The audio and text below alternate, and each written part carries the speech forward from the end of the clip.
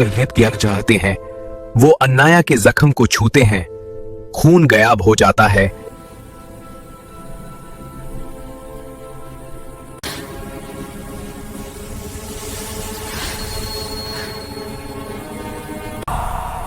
ये इंसान नहीं लगती, हमने पहले कभी ऐसा जादू नहीं देखा। फतर मारने वाला उस चमत्कार को देखकर फरार हो जाता है।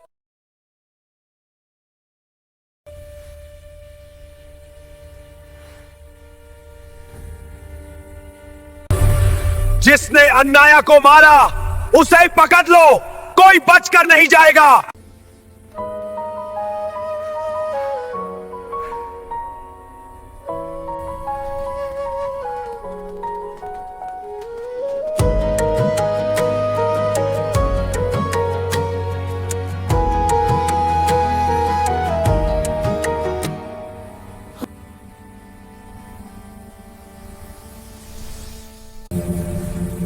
शक भी है और मोहब्बत भी।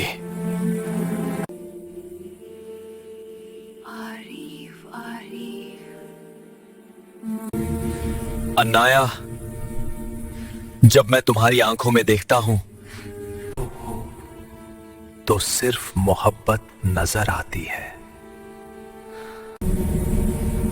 लेकिन मैं क्या करूं? जैसे ही तुम याद आती हो, मजर की वो रात, वो सच मेरा दिल चीर देता है।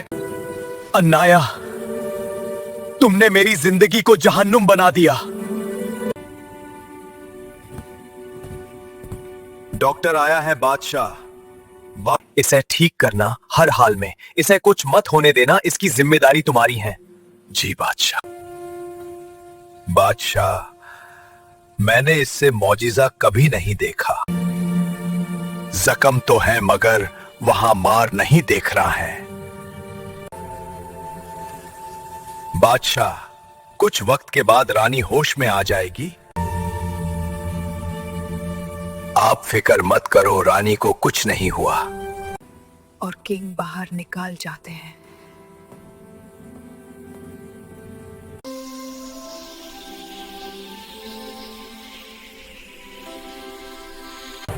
अन्नाया पर हमला करना,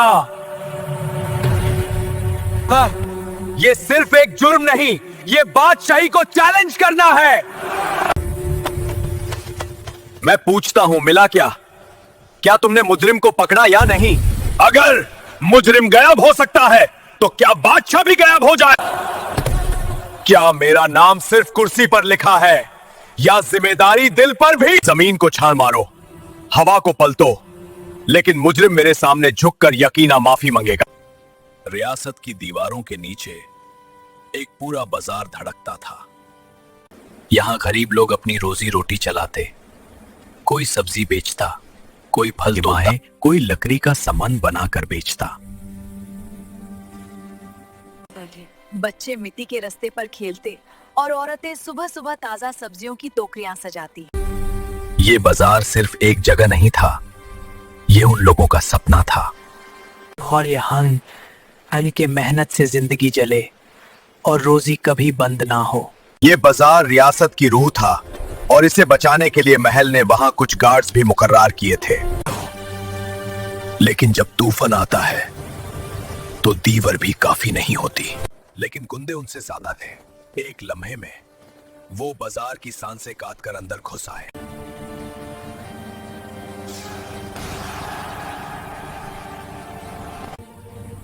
हमला कर देते हैं।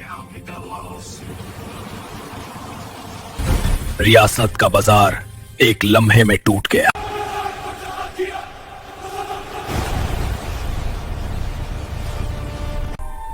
रियासत का सबसे हसीन पहलू, यह गरीबों की मेहनत और रोजी आज जुल्म की आग में जलने लगी।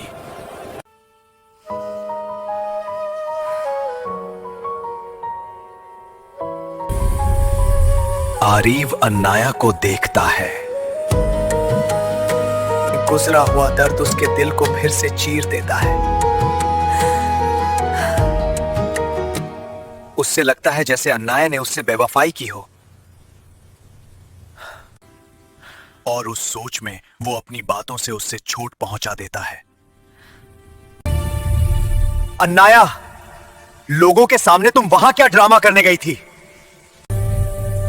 रहम दिखाने या अपने मॉन्स्टर से मिलने की खुशी मना रही थी?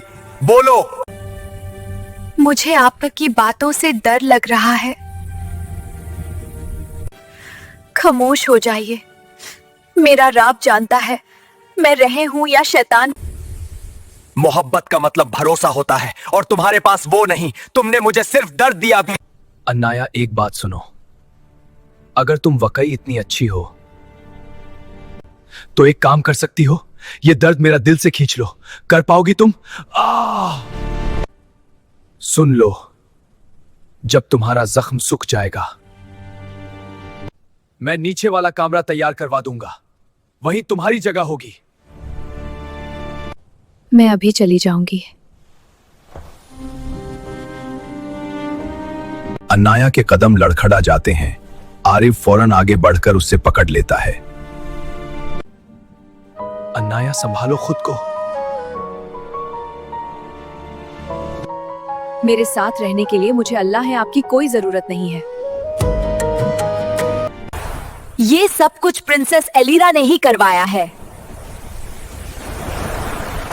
जब सच छुपाया जाता है तब अंधेरा और गहरा हो जाता है। और इस रात महल के एक अंधेरे कोने में प्रिंसेस एलिरा अपना असली चेहरा दिखा रही है। ये सोने के सिक्के ले जाओ और याद रखना, कभी पलट कर मत देखना।